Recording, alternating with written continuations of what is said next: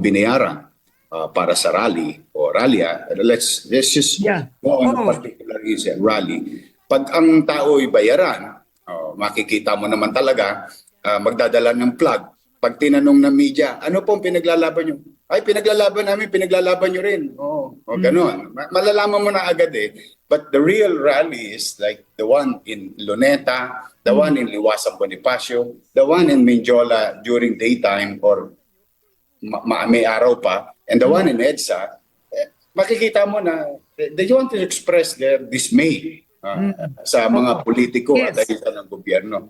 But when you try and look at some individuals and ask them randomly na, kamusta kayo? Ano ba ang pinaglalaban nyo? Tapos biglang all of a sudden, from nowhere yung sinasabi, doon ka magdududa. Meron bang rallyista who started naming people? Wala pa naman. Sabi namin, we've been hearing and na merong isang lawyer, may at isang dating Filipino-Chinese. Might or may organize. I will reinforce our position na even international communities na inaantabayanan namin.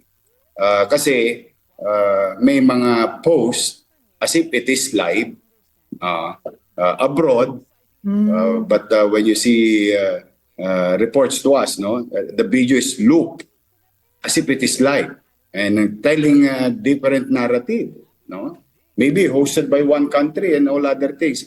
Or maybe another point is baka naman may mga individual na involved sa kaso ngayon or pending investigation who wanted to create chaos and create a noise so that will be defocused on bakit nagkaroon ng rally.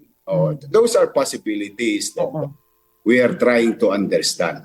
But for now, one thing is for sure, they are going to be held liable, those who were apprehended. In fact, charges will be filed against them.